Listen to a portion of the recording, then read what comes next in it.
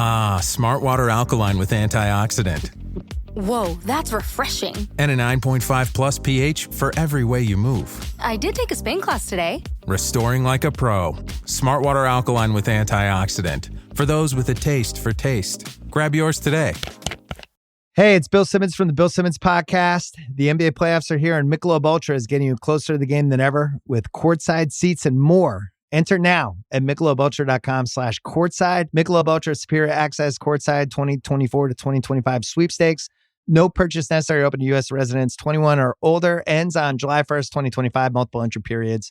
Visit MichelobUltra.com/superior access/courtside for free entry deadlines and official rules. Message and data rates may apply. Void where prohibited.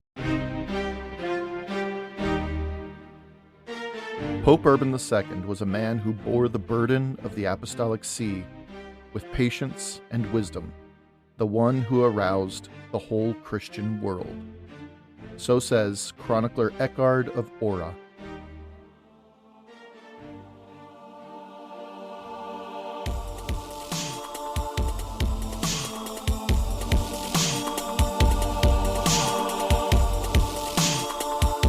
Welcome to Fortune's Wheel Podcast, a podcast that explores the infinitely fascinating and oft overlooked high and late Middle Ages.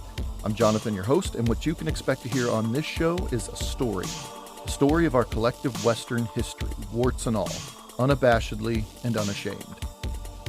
This season, or Bend in the Narrative as I call it, is called All Roads Lead to Clermont, and it attempts to bring us up to date on the West, leading right up to the call for Holy War.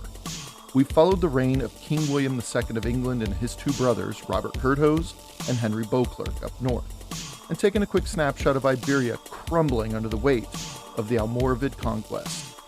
In addition to those, we've already established the two major thoroughfares the Crusaders would be using in the coming confrontation, the Venetian-controlled Adriatic and the Kingdom of Hungary. And with this episode, we take a look at the beginnings of the Holy War hype man himself, Pope Urban II.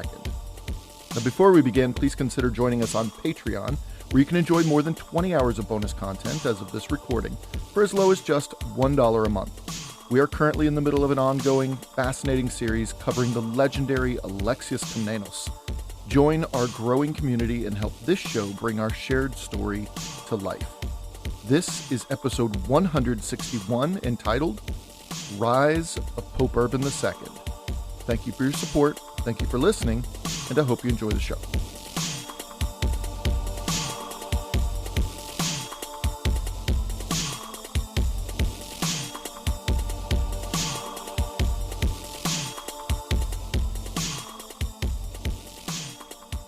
Some say he was born in 1035. Some say as late as 1042. But there's no real consensus as to what year a man named Odo of Chatillon was born. As his name implies, though, we have a pretty good idea as to where he was born: Châtillon-sur-Marne, in the Champagne region of France. He was likely born to minor nobility, which means he had enough privilege to matter, but not enough to be truly comfortable. You know the drill by now, so you won't be surprised when I say that very little is known about his childhood. But when he was around 10 years old, he entered the cathedral school at Reims, which was pretty much the Ivy League of medieval theology back then. And it was here, in Reims, where Odo of Chatillon would begin his legacy. His future was certainly not in secular matters. Well, not primarily anyway. Now, while in Reims, Odo studied under Bruno of Cologne, who would go on to found the Carthusian order in 1084. Now, a quick side note about the Carthusians, as this was one of the many orders of Catholicism appearing and flourishing across Europe during the 11th century. They were a Roman Catholic hermit-monk hybrid who focused on extreme solitude, silence, and asceticism. Bruno of Cologne was a brilliant scholar who was sickened by the noise of city life and the corruption of the church itself. And, taking a handful of like-minded men with him, he disappeared to the Chartreuse Mountains, which is where they get the name Carthusian, a modification of the word chartreuse.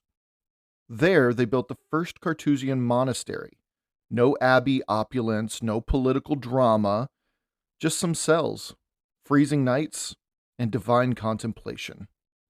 Carthusians basically invented introverted monasticism, which may seem a little redundant, but wait until you hear how they practiced. Each monk lived alone in his own cell. Think tiny house prison core. They prayed there, studied there, and ate most of their meals there, alone. Even the meals were delivered silently through a hatch in the door. And speaking of meals, no meat. Ever. Not even on feast days. They followed a strict Benedictine-adjacent schedule of night vigils, manual labor, and near-constant prayer. They slept in their robes on a single wooden plank in their cells. Whether in the cell or out around the monastery, silence was strictly observed. They gathered once a day for communal worship, and they were given one time a week where everyone took a long walk and were allowed to converse with one another. That was all the talking they were permitted. No preaching, no teaching, no public ministry allowed at all. They weren't there for your enlightenment. They were there solely to worship God. Now, unlike the contemporary Benedictines and Cluniacs, the Carthusians never expanded in huge, powerful networks. They were decentralized by design. Crowds, they believed, were spiritually toxic. They called their monasteries charter houses. Again, charter came from the name of the mountains they began in, Chartreuse. And though each charter house was autonomous, they all formed themselves around the statutes and customs I just laid out. And it's worked so well that Carthusians are still around today in 2025. The monastic order has never even undergone one single reform movement as well. Why reform when the system's so simple and the network of monasteries was so decentralized that corruption just never crept in? Today, they still live in silence. They still pray in solitude, and they still take weekly walks with their fellow silent monks, and still avoid your Instagram feed like the Black Plague. And as for a bonus tidbit I learned about the Carthusian order, beginning in 1737, Carthusians created and sold an herbal liqueur known as chartreuse. In short, Carthusians are the medieval Catholic equivalent of turning on, tuning in, and dropping out completely.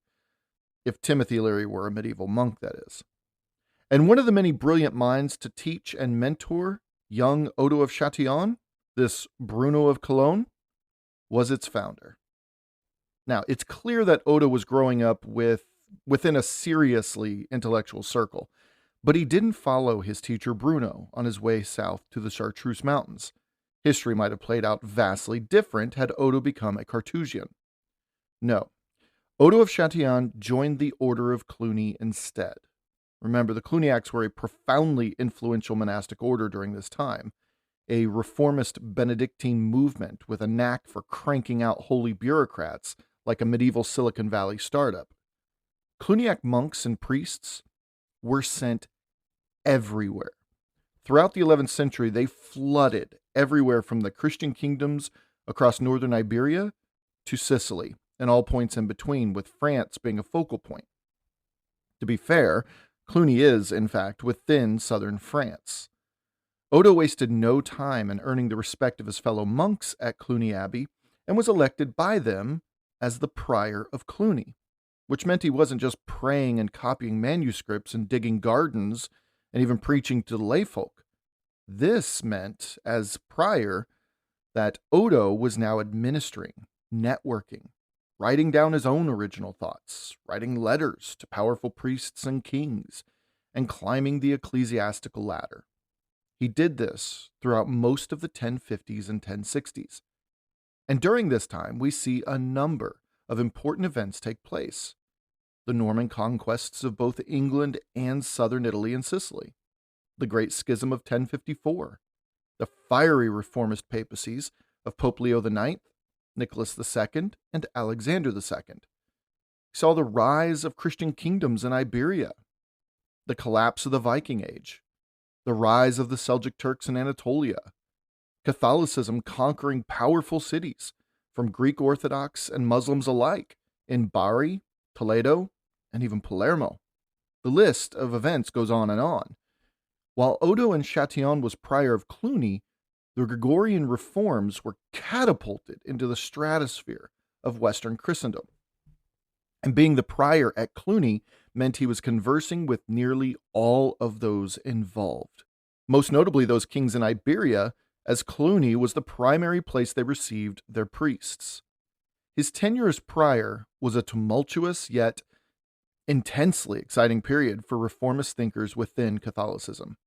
Now, as of the late 1060s and early 1070s, Odo's reputation as an impeccable administrator of one of the most important monasteries in Europe grew exponentially. And if I may, this might be a good time to lay out the most important reformist monasteries in Europe at the time. We haven't really had a chance to do that yet. So, just so we have a clear picture of what's going on, let's start with the dynamic duo of 11th century monastic reform epicenters, those of Monte Cassino and Cluny Abbey. Monte Cassino, the Benedictine mothership, was founded in 529 by Saint Benedict of Nursia. Yes, that Saint Benedict. It's located just southeast of Rome in the foothills of the Apennine Mountains, and was the cradle of Benedictine monasticism. Monte Cassino was just about out of the game by the 11th century until, as we found out last episode, Desiderius became its abbot and revamped the entire place, turning the old grizzled reformist veteran of monasteries into a brand new reformist knight in shining armor. Monte Cassino was already famous for its vast library and prolific scriptorium, but after Desiderius had his way with the place, it launched itself back into the front of everyone's minds. And remember, Monte Cassino was in an interesting position geographically. For centuries, it had served as the middleman for the Roman Catholics to its north, and the largely Byzantine-leaning Eastern Greek Orthodox Christians to its south. Monte Cassino monks didn't just chant. They copied copious amounts of ancient texts. They negotiated treaties, they brokered peace, and they translated Greek texts into Latin. Now, the next one, of course, is Cluny Abbey, which is in Burgundy, France, and it was founded in 910 by Duke William I of Aquitaine. Yes, the ancestor to the one and only Eleanor of Aquitaine. Cluny was less a monastery and more of a monastic empire. Its core idea? Return to strict Benedictine discipline, with some bonus features. It would remain free from lay control and report directly to the Pope, which was pretty revolutionary at the time, as we know from Gregorian reforms. No bishops or kings were telling them what to do. Its motto was so successful that it birthed hundreds of daughter houses, both created and welcomed by the 1070s. Cluny practically invented the elaborate liturgy, which was like Gregorian chants on overdrive. Its legacy is unmatched, producing uncountable numbers of priests scattered to the European winds, as well as multiple popes. Cluny was the beating heart of the Gregorian reform movement. In fact, before Gregory came along, that same movement was simply known as Cluniac reform. Now, turning our attentions elsewhere, we see reformist monasteries all over the place, but here are the most influential by the mid to late 11th century. La Chaise-Dieu, founded in 1043 by Saint Robert of Turland in Auvergne, France. This place was basically Cluny Jr. It was more rural and ascetic, but La Chaise-Dieu quickly became a powerful hub of Cluniac reform and later even birthed a Gregorian pope. Next was Hirsau Abbey in Swabia, Germany. It was rechristened, so to speak, around 1070 by Abbot William of Hirsau as a Cluniac-leaning German abbey, which is curious, because Germany was actively fighting the Gregorian reforms by recent and future popes. Think of it as Cluny's sober, more punctual cousin who never broke a fast. Now that said, Hirsau monks were also involved in the investiture controversy, throwing some serious shade at imperial bishops like holy hand grenades. Next, we have Saint Victor of Marseille, which was also rebranded, but this time the rebranding was in the 1020s by its abbot Isarn. St. Victor tempered a lot of Cluny's early reformist fervor, but overall, they worked hand in hand in pushing reformist policies. St. Victor helped massively by having one of the largest scriptoriums in the West at this time. St. Gall, located in modern Switzerland, was reformed by Abbot Norbert in the early 1000s and became a cultural and liturgical powerhouse, famous for its musical innovations and its rather large scriptorium. It wasn't necessarily Cluniac per se, but it certainly agreed with much of the Cluniac movement. And finally, of the biggies, we have Vallombrosa Abbey, founded in 1038 by John Gualbert near Florence in Tuscany. And it was a seriously hardcore reformist agenda-based abbey. The monks here were unafraid to call out corruption. They were serious about their silence, and they were absolutely militant against simony and investiture. Gualbert was even canonized later. Now, those are the most influential reformist monasteries and abbeys across Europe, but there were more, so many more, who played incredibly important roles in bolstering the claims of Gregorian reformist archbishops, bishops, and priests, even popes. And many more will be founded in the coming century too, but to pull us back to a central idea here, Odo of Chatillon was at the forefront of all of these great monasteries, pushing what would come to be called Gregorian reforms in the 1050s and 60s. And by the 1070s, Abbot Odo's name was on everyone's lips, from Toledo to Canterbury, from Mont Saint Michel to Rome. Most notably, his name reached the ears of the then deacon Hildebrand, who was quietly in the background waging an ecclesiastical holy war of his own, what we now call those Gregorian reforms. And this holy war was against, as we know, simony, clerical marriage, and the King of Germany, Henry IV. At the time, he did this through other popes, surely, but during that decade, as we know, he was elevated to Pope Gregory VII.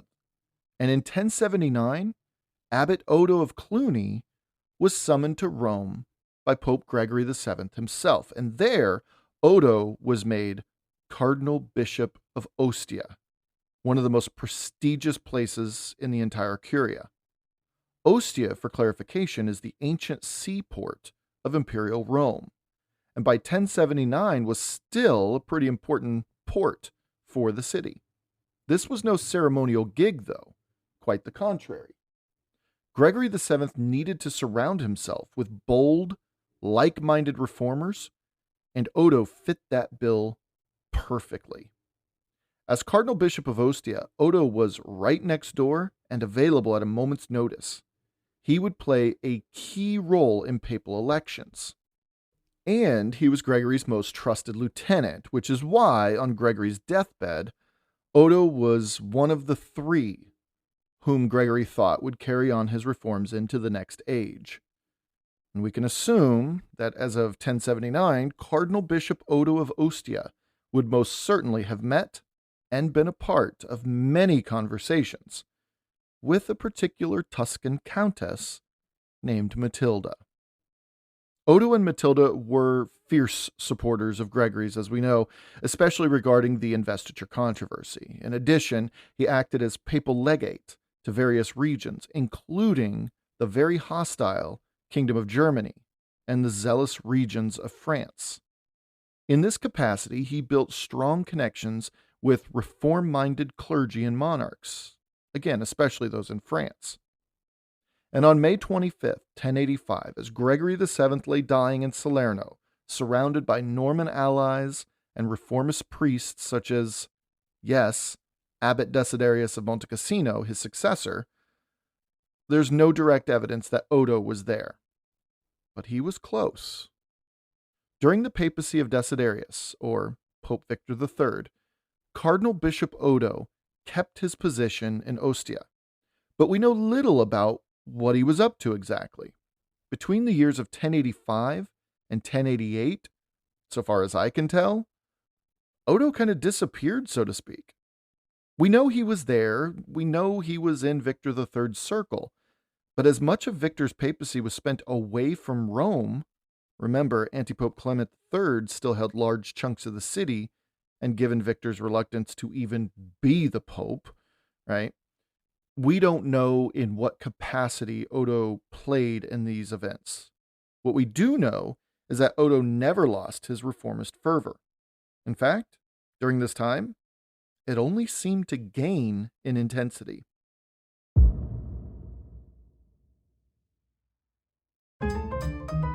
Whatever the occasion, effortless elegance is right this way. Because Hilton brings you new ways to stay courtesy of the Nomad London. And it doesn't stop at award-winning dining in a space draped in velvet and illuminated by vintage chandeliers. No, this day goes beyond with unparalleled personalized service and attentive hospitality. Oh, and did we mention the Nomad London can be booked using your Hilton Honors points at Hilton.com? Hilton, for the stay. Are your business expenses playing hide and seek? With Uber for Business, the small spends that slip through the cracks, like rides and meals, go right where you need them. Because it integrates with leading expense platforms, you can say goodbye to surprise costs, missing dollars, or chasing receipts. Everything's track downable. Uber for Business. Make small steps that make a big impact. Learn more at uber.com/small steps. Odo of Chatillon had come a long way since his birth up in France, and he'd quickly established a reputation as a fair and pious man, a capable administrator within vast, vast networks, an effective diplomat, a deep thinker, and a zealous reformer of the church. From the peak of Cluniac reform to the right-hand man to the fiercest pope in centuries, Odo had proven himself quite worthy of the grandest title of them all. Gregory even mentioned him in a list of 3, as I said earlier, 3 possible candidates to take his place, but, as we know, Odo was passed up for a middle ground candidate in Desiderius of Monte Cassino. So, he did what he could, and he, as I said, we know Odo was still in Ostia, and we know he was a part of Victor III's inner circle. We know this because before Victor III died in 1087, he named Odo of Ostia as the only worthy successor to the papacy. There's just one man on his list. Now, Odo's worth was once again recognized, but would the College of Cardinals bite this time? Well, Rome was still occupied, mostly anyway, by Antipope Clement III, and it was a hostile place to find yourself if you were at all linked to Gregory or Victor. So the reformist cardinals traveled south of Rome to a little slice of paradise along the Via Appia called Terracina. Things were still dangerous that far north, so the cardinals appealed to Count Roger of Sicily for assistance. He granted them a full contingent of Norman knights to escort and protect them while they were away from Rome. And on March 12th, 1088, Odo of Chatillon, Abbot Odo of Cluny, Cardinal Bishop Odo of Ostia, well, he was elected Pope by acclamation. And it was there he announced his name, Urban II. There was no doubt this election was a backlash against both Antipope Clement III, who they simply were not giving into, and against the previous election of Desiderius of Monte Cassino, whom they still loved and admired, but realized, given the circumstances, he just wasn't the man for the job. Now, we touch on papal names and their meanings from time to time, so it's only fair to explain why Odo might have chosen Urban as his new papal moniker. There are parallels, so I hope you'll stay with me here. There had only been one other pope named Urban in the 1,000 some years, and he reigned between the years 222 and 230, a solid 13 years, not bad. This was during the Roman Emperor Alexander Severus, who also began his reign in 222, but lasted until 235 until he was assassinated. This was a rather tumultuous time in Roman history, mind you.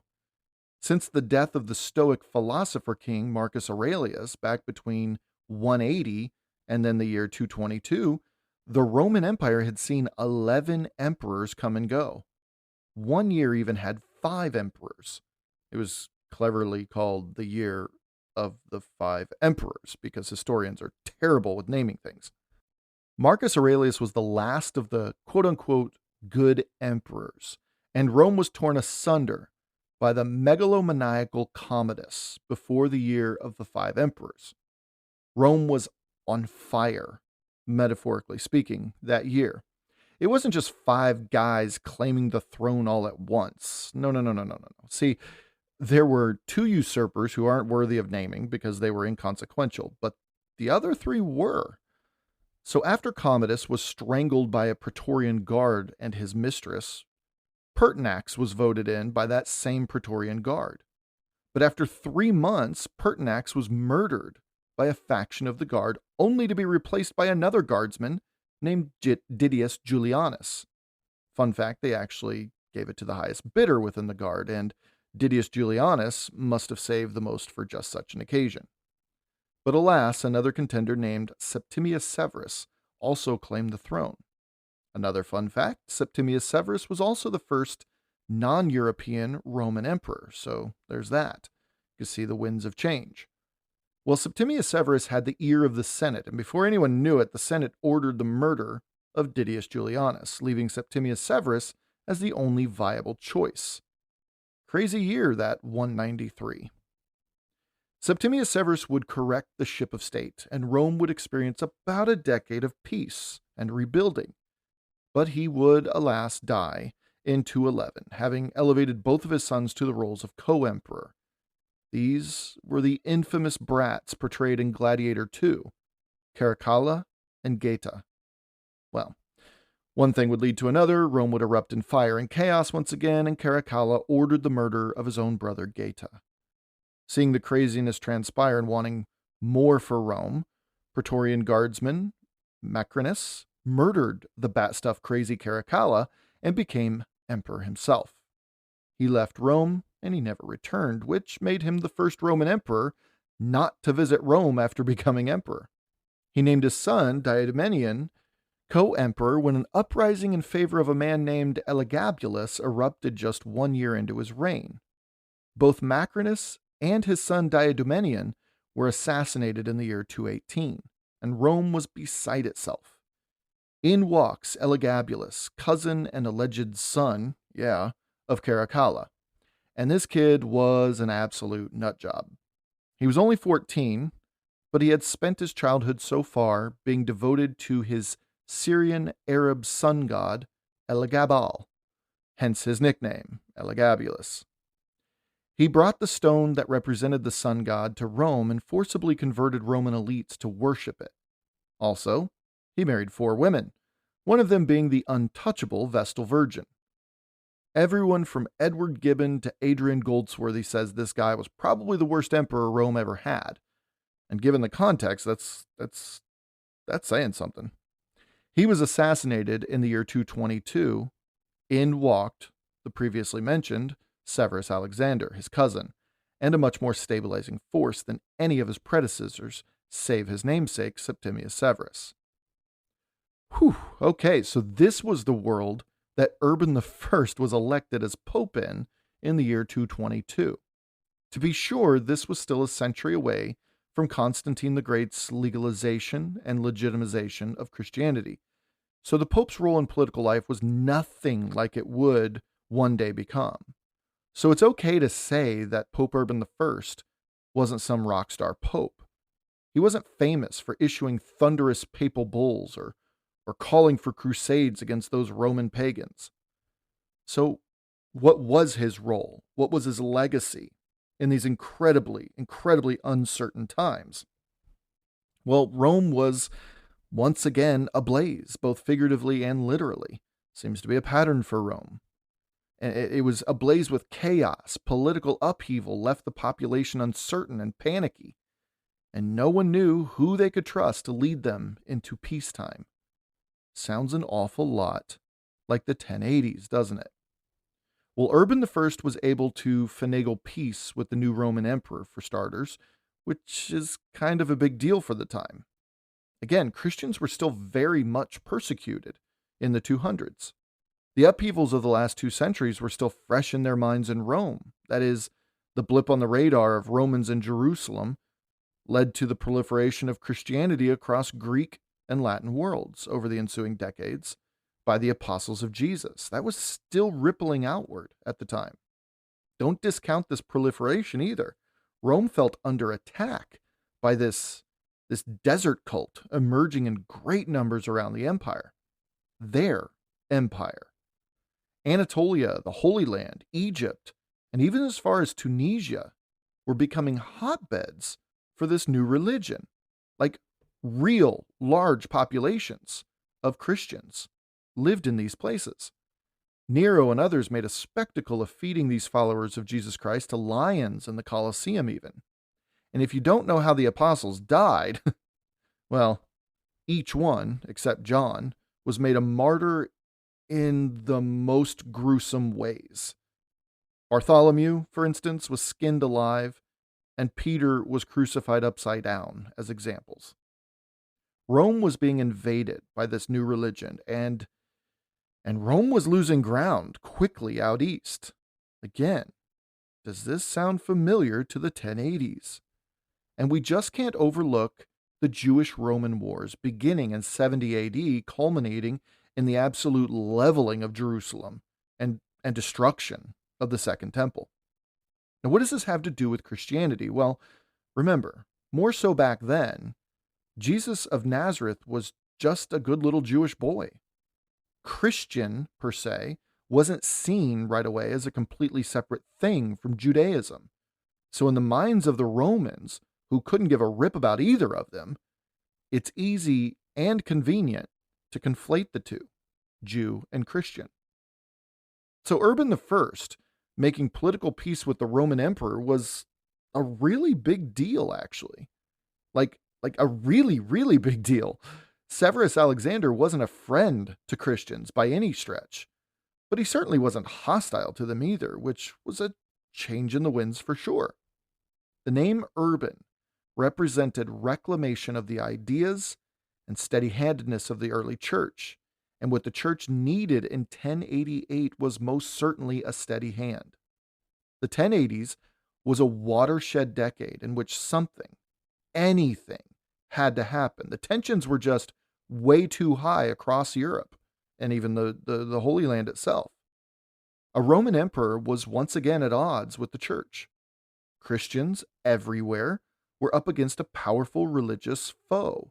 No longer Roman pagans, this was Islam itself. The Pope was not welcome in the Eternal City, and Rome was once again burning. I repeat, sound familiar? So Cardinal Bishop Odo of Ostia, as all elected popes are able to do, was given the opportunity to change his name. He chose Urban in honor and reverence of the original Urban, a pope who weathered seriously tumultuous times in Rome's history and Christianity's history. The question of the purity of the church and the expansion of the faith were chief concerns in the 220s, as they were in the 1080s. This was medieval branding at its finest, and it shows how much the people of 1,000 years ago were true students of history. He saw the parallels, and he wanted everyone else to see them as well. As Urban I was a steady hand in uncertain times, so too would Odo of Chatillon be. And the other part of Urban I's legacy is that he is still today attributed with the proclamation concerning gifts offered by the faithful. This says, quote, "The gifts of the faithful that are offered to the Lord can only be used for ecclesiastical purposes, for the common good of the Christian community, and for the poor. For they are the consecrated gifts of the faithful, the atonement offering of sinners, and the patrimony of the needy." End quote. That quote is attributed to Urban I. Now remember, years earlier, in an effort to thwart Henry IV's ambitions in Tuscany, Countess Matilda had gifted the entire duchy to the Bishop of Rome. So there's this to consider as well. By hearkening back to Urban I, Urban II may have intentionally or unintentionally made a statement about the church's gifts, even those given by Countess Matilda. But I also came across two competing versions of his death. But why that's relevant is because during Urban II's time, one was the widely accepted story. See, today, modern scholars are leaning toward Urban I's death being of natural causes. However, for centuries after his death, leading up to Urban II, Urban I was believed to have been martyred by beheading right there in Rome in the year 230, in stark contrast to Emperor Severus Alexander's relationship with him. When Odo became Urban II, he believed this to be the case. That was the prevailing opinion, that Urban I was beheaded, implying that in the final analysis of his papacy, Urban II was also willing to be martyred. That's a big statement for a time when everyone felt something big was about to happen, and something big needed to happen. Again, the tensions of the 1080s were just too high. From the militaristic expansion of Islam throughout the previous 3 centuries to the investiture controversy pitting, once again, a Roman emperor against the rightfully elected pope. Urban II was stepping into a world absolutely torn apart by such controversies, by radical reforms that were struggling to spread and be accepted widely, by an anti-pope occupying Rome, and by a divided Christendom in more ways than just Eastern Orthodox versus Western Catholicism. These were not times for a faint-hearted pope. And Odo chose to be rechristened Urban in light of all of this. It's not just piety, it's branding. Odo was sending a crystal clear message to more people than just those inside Rome, and just Henry IV. What he was signaling was a realignment, in the vein of Gregorian reforms, with the early church's purity and perseverance. He was signaling a break from militaristic names, yes, ironically, given his papacy's lasting legacy, such as Gregory VII, whose name invoked papal hard-hitter Gregory the Great, and Victor III, who tried to reclaim the city of Rome, but of course he failed. I mean, the guy's name was Victor, as in victory. Now, the name Urban to those at the time sounded, well, urbane, which is to say, peaceful, civilized.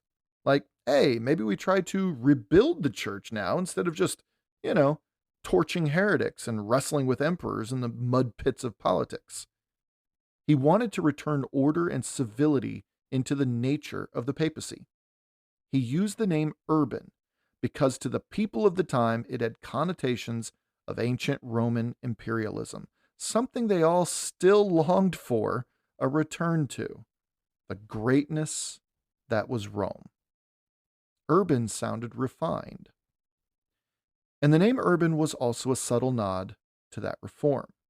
The Gregorian reforms, also called Cluniac reforms for those who may be confused, those names being jostled around, well, those reforms were all one and the same.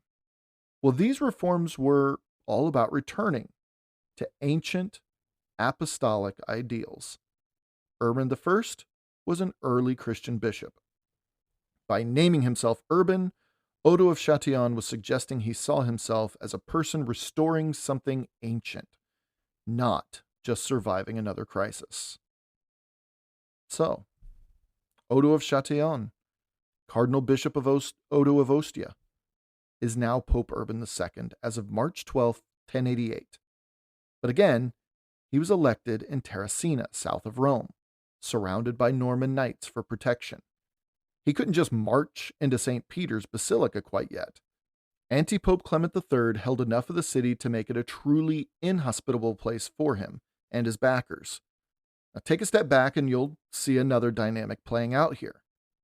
Norman knights supported Pope Urban II, while German soldiers supported anti-Pope Clement III. Roger I of Sicily was directly opposing himself to Holy Roman Emperor Henry IV. Do not forget this dynamic. It will play again to our story. So in the meantime, while he was locked out of Rome, Urban II strengthened his ties with the Normans in the south and even reached out to Emperor Alexius, way out east in Constantinople. But first, let's look at three major synods he held in order to get clear directions that he was pointing his papacy in. And the first one was the Synod of Melfi, held between September 5th and 10th of 1089. This one was all about asserting his papal authority.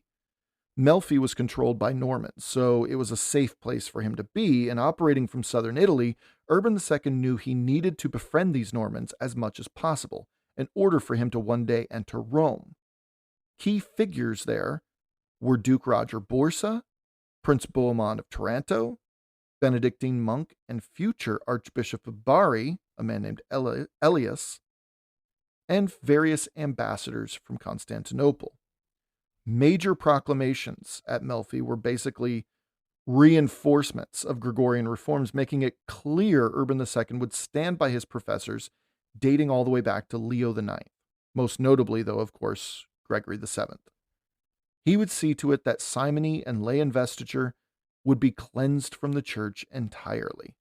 With equal fervor, he would enforce clerical celibacy and having families and mistresses, as well as prohibiting all clergy from ostentatious clothing, again, hearkening back to a sense of returning to the church the purity it once had in its infancy. This synod also promulgated the Truce of God in southern Italy, which was a movement that sought to limit private warfare among Christians by restricting days on which violence could occur. He also settled smaller disputes over landholdings within the clergy as well, and he appointed Guimond as the new Bishop of Aversa, strengthening papal influence in that region. More notably was Urban II's, reaching across the aisle in a sense, not very nicely, but offering audience and peace to the representatives of the Eastern Orthodox Church. He addressed the appointment of a monk named Basil from Constantinople as the new Bishop of Reggio. He would seek friendship and reconciliation with the Eastern Church, but he would prohibit Constantinople, and this is big, he would prohibit Constantinople placing bishops inside Italy, even in areas with strong Greek Orthodox support. And finally, at the Synod of Melfi in 1089, Urban II formally invested in the legitimacy of Roger Borsa as Duke of Apulia, Calabria, and Sicily, dashing any last remaining chance Bohemond had in the whole matter. That wouldn't stop Bohemond from trying a couple more times, but the legal matter was in the books. What this also did was secure Norman support across the Mezzogiorno, something every pope needed, emphasize that word needed, since around 1016 when Normans first became a functional player in Italian politics. Every pope since then needed Norman support, and Urban knew this. Now next was the Synod of Benevento. This was held in 1091, held away from Rome, obviously, as Clement III was still there. This synod sought to reinforce earlier reforms and address the ongoing challenges of the church. He, of course, reaffirmed his allegiance to the Gregorian reform movement, condemning simony and lay investiture while recommitting to clerical celibacy. But he upped the ante on clerical discipline, aiming to elevate the spiritual integrity of the priests around Christendom. A number of canons were also passed during this synod. Only individuals living a lifestyle consistent with holy orders should be elected as bishops. That was one such canon issued. Subdeacons could only be elected in exceptional cases with permission from a local bishop or even the pope. That was another. Also, chaplains could be removed from office if they performed duties without the bishop's express permission, or if they collected tithes from lay people without consent. No cleric could be accepted and ordained by another bishop without a letter of recommendation or permission from his own bishop. Basically, no stealing talent. And other smaller canon laws were passed regarding lay people eating meat after Ash Wednesday, lay people now being required to receive ash on Ash Wednesday, and no marriage ceremonies during certain liturgical periods of the year. Those sorts of things. It's more of Urban establishing his authority again and attempting to correct the ship's direction into a purer, more peaceful and effective church. And finally, Urban's Synod of Troia in 1093 saw him still not allowed in Rome safely, but he was once again reaffirmed. He reaffirmed the reforms keeping the momentum going, and to be fair, the church was changing as he wished it to. More and more across Christendom, not only was his support growing, but he was also seeing many of the reforms actively enforced. This was great news for him. This synod also further established stronger relations with not only Normans, but also Lower Lombards and Tuscans, which further isolated Emperor IV and Antipope Clement III. The people of Rome had been watching this Urban II guy trucking along all these years, and their minds were starting to change as well. And with that, this synod prepared the way for Pope Urban II to finally enter Rome. Soon, not yet, but soon. Conditions in the city, as I said, were changing, slowly at first, but were quickening every day. And with that, in 1093, Pope Urban II was finally allowed to safely enter Rome and make his way to St. Peter's Basilica for the first time. He was accompanied by those hated Norman knights, but Urban was also able to keep them calm and out of the way so as not to disrupt his entrance. I can't stress how much Romans despised Normans in those days. Urban's diplomatic efforts obliterated imperial authority, and with the acknowledgement of his quiet usurpation of Henry IV's grip on power in the region, Urban's clout rocketed into the stratosphere. He quietly did what Gregory VII actively forced Henry IV to do years earlier. He forced him to acquiesce to the power of the papacy. His synods weren't just ecclesiastical gatherings, a luncheon here and there.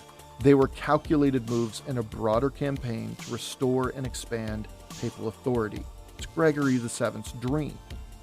Urban II's long game was impeccable. By addressing internal church reforms and external political dynamics, Urban II laid the groundwork for a revitalized papacy and a rejuvenated church and a re-energized army of followers.